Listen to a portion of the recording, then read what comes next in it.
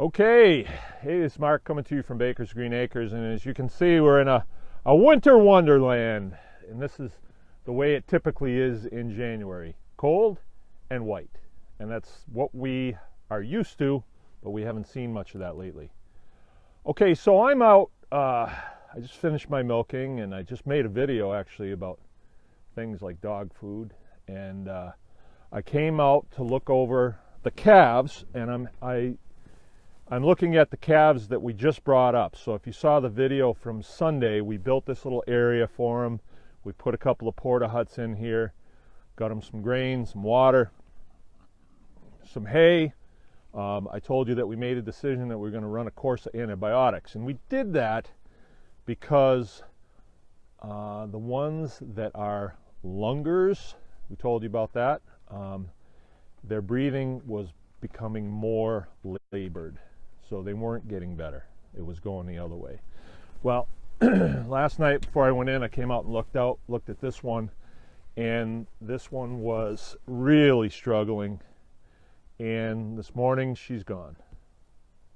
Yeah, so there she is. And she just was in here, laid down, plenty of bedding, so she was warm, but she just gave it up. So I remember a couple years ago, I came out in the wintertime and I had 6 dead baby pigs that had just been born and got real cold. The wind shifted around, and mom wasn't able to keep them warm enough, and they turned into little pigsicles. And I showed that video, and it was pretty disturbing for me to have that kind of loss, but I think it helped out a lot of people because it's part of it. This is what happens in the homesteading business, farming business. You have losses. And although I wasn't able to turn a little pigsicle into an asset, I was able to make a video and say, look, get yourself ready for this, because this is what happens. I mean, we have animals that die. We have people that get hurt. There's tragedies along the way, but if we were making car parts here, we'd have the same thing. It's part of life. So I knew that this is a possibility. I knew this when I picked her up from the farm that I got her from. And we'll take a moment and we'll mourn her loss, but then we have to use our heads about this. So my homesteaders out there, now what do I do? Do I call somebody? Should I call the vet and get an autopsy? What do I do now? Does anybody know? Well, it's kind of ironic that I was just talking about the place to feed the animals, and we had to buy some dog food because we were low on any kind of meat, and we're not really butchering right now. So then she dies. So I can't even dig a hole to put her in this time of the year because everything's frozen up. But what I can do to turn her into an asset instead of a liability is get her over to the butcher shop, get her thawed out. I got a fire going in there now. And then tomorrow, for a homeschool lesson, we'll skin this calf and we'll turn her into really high quality dog food. Now, I betcha people are going to say, well, wait a minute, you decided to do a course of antibiotics on these calves. Are you going to feed that to your dogs? The shorter answer is yes, I am. They're dogs, they're not my children. And, you know, an antibiotic A200 that I would take 6 cc's and put it in her muscle, you know, I'm not worried that that's going to have an immediate adverse effect on my dogs, or even a long-term effect on my dogs, because my dogs normally don't get anything with antibiotics in it. Antibiotics is sort of like DDT, they're cumulative, and if you're feeding your dogs Alpo, I guarantee you there's way more antibiotic in that than there would be in what they're going to get from eating this calf. But either way, it's my decision, and I'm not going to debate it with anybody. It's what I'm going to do. And sorry that my phone rang, which is par for the course.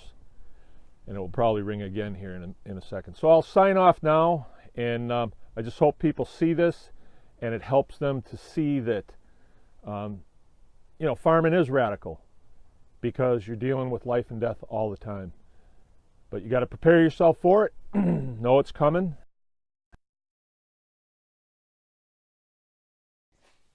Okay. All right. Hey, this is Mark coming to you from Baker's Green Acres, and I'm doing something now I thought might be kind of interesting, kind of an add-on to what, has been going on here. Yesterday I had a calf that died. Probably died during the night, because when I got to it yesterday morning, about 8 o'clock or so, it was still a little bit warm. I mean, when I hoisted it up, it actually stretched out, right? It's been in here all night.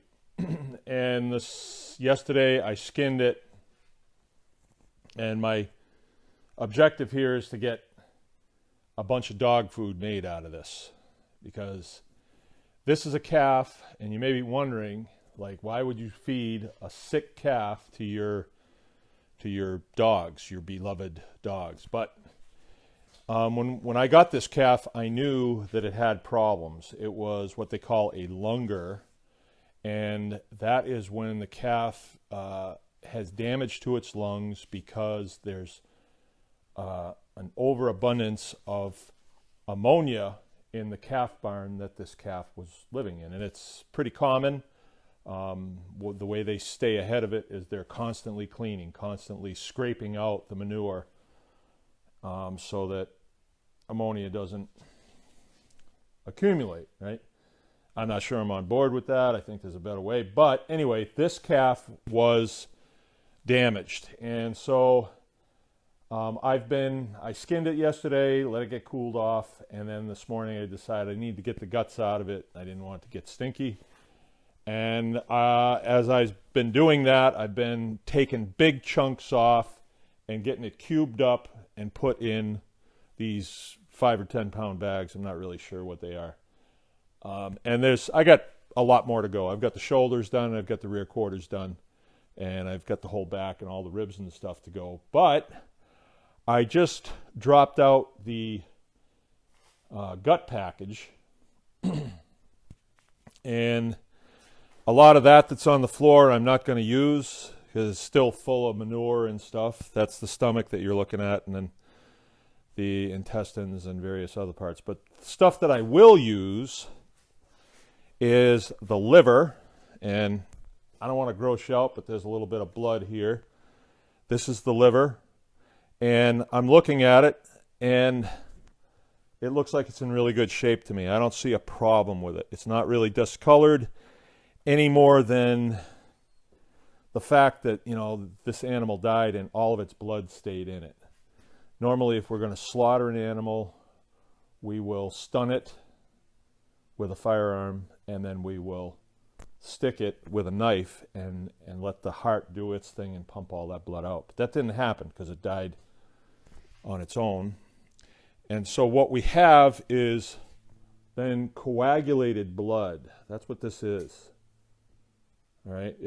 If I was to leave this out, it would turn into hard, like a scab. That's coagulated blood. And this, believe it or not, came right out of the heart. All right, so I wanted to look at the rest of the guts on this to see, if I felt comfortable that it had died from lung issues. Because if it didn't die from lung issues, then I'd want to know what it did die from. If it was full of worms or something like that, then I'd be real careful feeding that to my dogs, because I wouldn't want that to get into them. So the first thing I looked at, because we thought that it was a lunger, and it was acting like a lunger, was the lungs. And I will show them to you right here. They're terrible. I didn't even pull on them very hard, and they tore apart. And they are full of pus.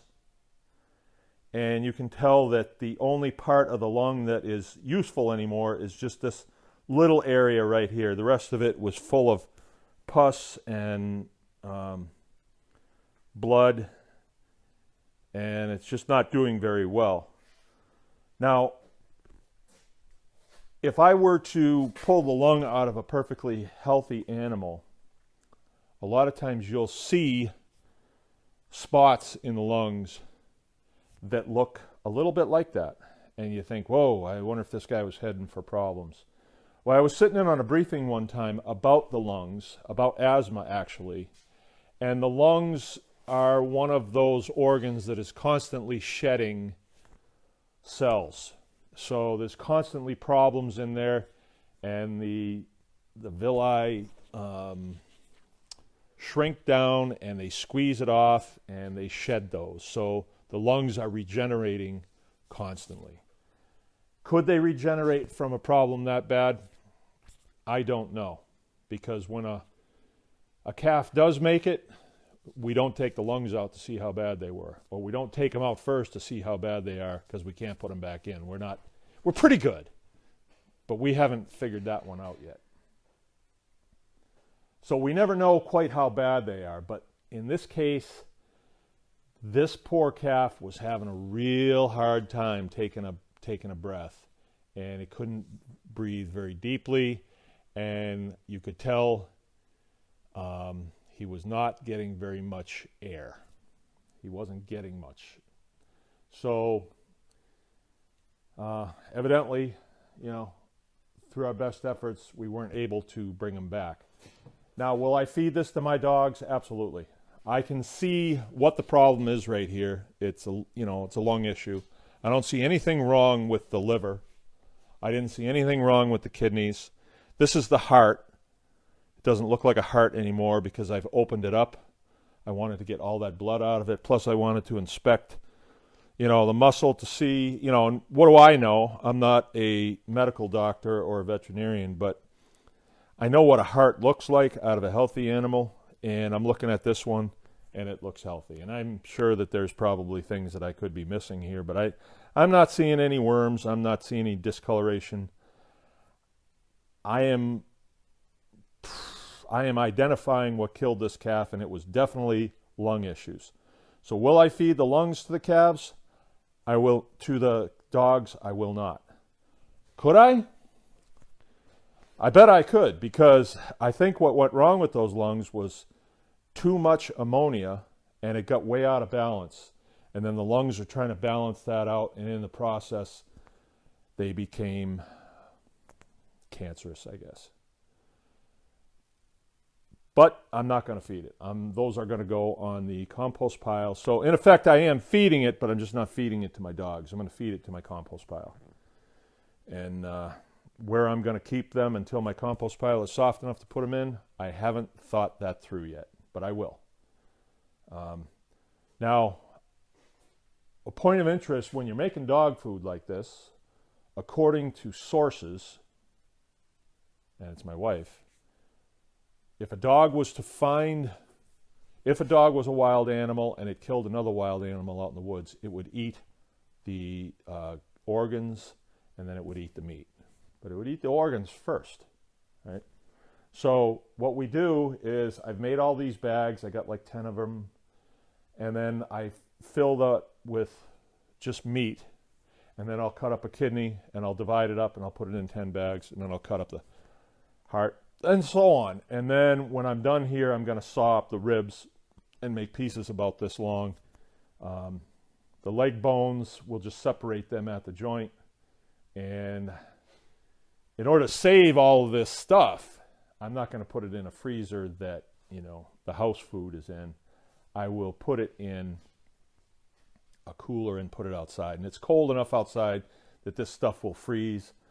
And, maybe we'll have some warm days and it might get a little on the stinky side, but that's just the way the dogs like it. So I don't know if we've actually managed our time properly today. Like if I was splitting wood, how much wood could I have split? I've made dog food now up till lunchtime. Have I, made the amount of money that I need to make in a day? I mean, How long will this go? Feed the dogs. Dog food's pretty expensive, but I don't know. I don't know if I've made it. We'll see.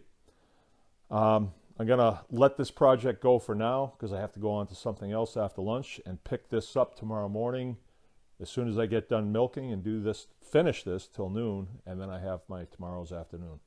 Now, I don't have a problem leaving this meat out like this in here because it's cool enough in here that we're not going to have a huge bacterial bloom. I wouldn't do something like that in the summertime, no way, even with dogs, because then you have flies that will land and lay eggs. But this time of the year we don't have any flies, so it's a good thing to do. Probably all I'll do is just wash down the floors, wash the tables down, make sure all the meat is in bags, and then on to my next thing. Anyone can farm.